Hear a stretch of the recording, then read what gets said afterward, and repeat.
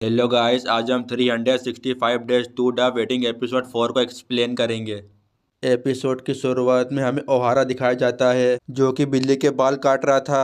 अगले ही पल उसे उसकी बहन का मैसेज आता है। वो कहता है कि इतने सारे मैसेज। वो कहता है कि मैं घर जाऊंगा और सबको बता दूंगा कि यह शादी दिखावा है, नहीं तो सब मेरा दिमाग खा जाएंगे। वो रिका के पत्थर को देखकर कहता है कि उसका दिया हुआ पत्थर। वो कहता है कि उसने मुझे बस एक पत्थर दिया तो मुझे इतनी खुशी क्यों हो रही है, यहाँ तक कि इस पत्थर की तो कोई कीमत भी नहीं है, लेकिन रिका एक पत्थर देने के लिए यहाँ तक क्यों आएगी। पिछले एपिसोड के फ्लैशबैक में वो कहती है दूसरी औरतों को अपने घर में लाना बंद कर दो। शायद वो इसलिए यहाँ पर आई होगी क्योंकि मैं अपने रूल को फॉलो नहीं कर रहा था। आखिरकार मैं सोच क्या रहा हूँ और मैं अपने घर जाना भी नहीं चाहता। अगले सीन में हमें ऑफिस का सीन दिखाया जाता है। फिर हम देखते ओहारा रिका को देख रहा था। रिका कहती है कि उस दिन के बाद तो मुझे कुछ भी करने से डर लग रहा है। आज तो फ्राइडे है, क्या ओहारा अपने घर जा रहा है कि नहीं। और वह कहती है कि मैं इससे पूछना चाहती हूँ पर मेरे दिमाग में बेकार की बातें चल रही है। हिरोमी कहता है याद आया इस वीकेंड तो तुम अपने पेरेंट्स के पास जा रहे हो ना। और वह कहता है क्या तुम रिका को अपने मॉम डैड से मिलवाना चाहते हो। वह अपने मन में सोचती है कि इसको कैसे पता चला। और वह कहती है कि मैंने तो किसी को भी नहीं बताया। ऑफिस के मेंबर उन दोनों के बारे में बात कर रहे होते हैं। ओहारा कहता है कि जाने की कोई खास वजह नहीं है। वो कहता है मैं तो बस अपना छोटे मोटे काम निपटाने जा रहा हूँ। वो सबको जाने के लिए भी कहता है। वह रिका से कहता है कि मैं घर अकेले ही जा रहा हूँ। और वो कहता है कि तुम बिल्कुल भी फिक्र मत करो। अगले सीन में हम देखते हैं रिका को एक कॉल आता है। वह अननोन कहता है कि सुना है कि वो अपने परिवार से मिलने जा रहा है। और वो कहता है कि तुम भी तो जाओगी ना उसके साथ। रिका कहती है आखिरकार तुम हो कौन। वह अननोन कहता है तुम दोनों शादी कर रहे हो तो जाहिर सी बात है तुम दोनों साथ में ही तो जाओगे। अगले सीन में हमें पेट शॉप का सीन दिखाया जाता है। वो अपनी बिल्ली को पेट शॉप में छोड़ने आया था। वो शॉप वाली पूछती आखिरकार तुम जा कहाँ रहे हो।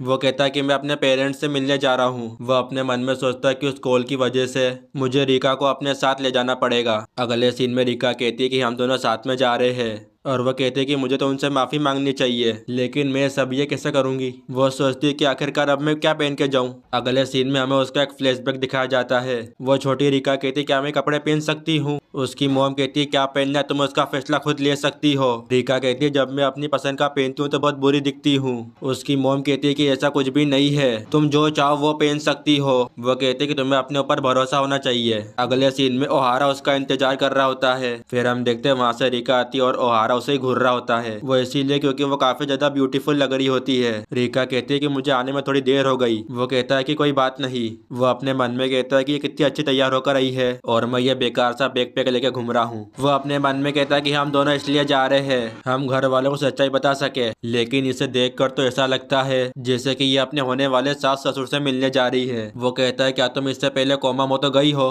रिका कहती है जब मैं छोटी थी तब गई थी।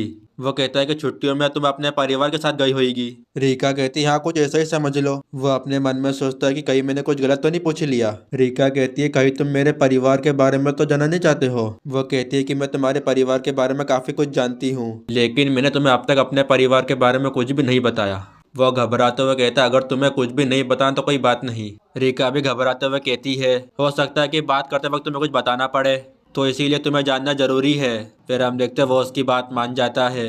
वो कहती है ठीक है मैं तुम्हें अपने परिवार के बारे में बताती हूँ। ओहारा कहता है कि मुझे तुम्हारे बचपन के बारे में बताओ। रिका कहती है कि मेरे बचपन के बारे में जानना है। अगले सीन में हमें उसका एक फ्लैशबैक दिखाया जाता है। रिका कहती है कि मेरे डैड हमारे साथ नहीं थे तो इसीलिए हम दोनों अकेले ही रहते थे। मेरी मोम को बिजनेस के सिलसिले में उन्हें एक जगह से दूसरी जगह जाना पड़ता था, इसीलिए घर में मेरे अलावा और कोई भी नहीं होता था। वो कहती है कि मैं अपना पूरा वक्त मैप को देखने में गुजारा करती थी। वो कहता है कि तुम आज भी तो वही करती हो। अगले सीन में वो घर पहुंच जाते हैं। रिका कहती है कि हम दोनों को ऑल द बेस्ट, मैं कोशिश करूंगी कि मैं गलती ना करूं। फिर हम देखते हैं वहां पर उसकी दादी माँ आ जाती है। दादी माँ कहती है कि आखिरकार तुम वापस आ ही गए। ओहारा कहता है कि ये मेरी दादी माँ है, मतलब कि मेरे डैड की मदर। ओहारा कहता है कि आखिरकार अब यहाँ पे क्या कर रही है। दादी माँ कहती है कि मैं कुछ फल लेकर आई हूँ। वो कहती है कि क्या तुम्हें लिफ्ट चाहिए। अगले सीन में हमें उसका घर दिखाया जाता है। ओहारा के सिस्टर कहती है आखिरकार आप कहाँ जा रहे हैं डैड। डैड कहते हैं कि मैं मॉम की मदद करने जा रहा हूँ। वो जाते वक्त कहते हैं जब तक ओहारा यहाँ पर आएगा तब तक मैं भी आ जाऊंगा। उसकी सिस्टर कहती है कि वो कब तक यहाँ पर आ जाएगा। वो दूसरी वाली कहती है क्या पता, मैंने उसे कॉल किया था पर उसने कॉल उठाया नहीं। वो कहती है कि अगर उसे शादी करनी थी तो उसने हमें पहले क्यों नहीं बताया। वो ये भी कहती है कि शायद वो हमें बताना नहीं चाहता। दादी माँ कहती है कि तुम्हें यहाँ आए कितने साल हो गए। और वो कहती है ये तो बताओ कि ये लड़की कौन है तुम्हारे साथ। रिका शर्माते हुए कहती है कि मेरा नाम होंजो जी है।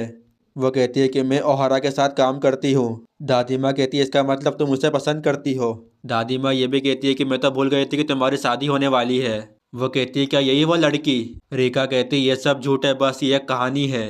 वो कहती है कि ऐसा कुछ भी नहीं है और हम शादी भी नहीं कर रहे हैं। वो कहती है कि तुम्हें गलत फहमी हो गई, उसके लिए मैं तुमसे माफ़ी चाहती हूँ। ओहारा कहता है कि यह सही कह रही है, हमारे बीच में ऐसा कोई भी रिश्ता नहीं है।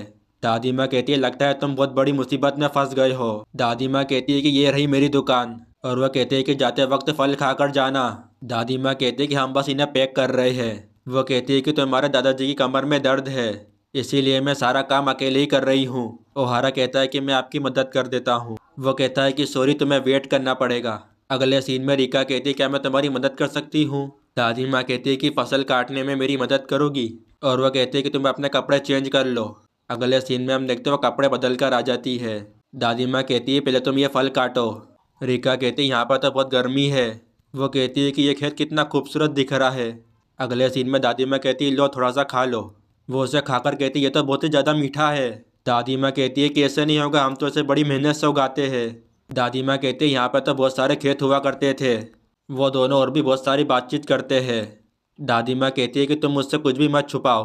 और वो कहती है क्या तुम सच में शादी कर रहे हो ना? दादी माँ एटीट्यूड में कहती है कि मैं सब जानती हूँ। रिका उन्हें बताती है कि हम शादी नहीं कर रहे हैं, और वह कहती है कि ऐसा कुछ भी नहीं है।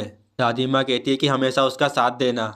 वो ये भी कहती है कि सबके अपने अपने राज होते हैं। दादी माँ कहती है कि वो सच में तुमसे बहुत प्यार करता है। फिर हम देखते हैं रिका ब्लेस कर रही होती है। रिका कहती है कि हमारे बीच में ऐसा कुछ भी नहीं है। अगले सीन में हम देखते हैं वो बेहोश हो जाती है। फिर हम देखते हैं दादी माँ ओहारा को बुलाती है। फिर हम देखते हैं वो भागते हुए आता है। वो कहती है कि तुम इसे घर के अंदर ले जाओ। वो उसे उठाते हुए कहता है कि ये तो बहुत ही ज़्यादा भारी है। अगले सीन में हम देखते हैं उसके फादर दरवाज़ा खोलते हैं। उसके फादर उसे ही घूर रहे होते हैं। वो जोर से कहता है कि डैड आप। और इसी के साथ ये एपिसोड यहाँ पर ही ख़त्म हो जाता है।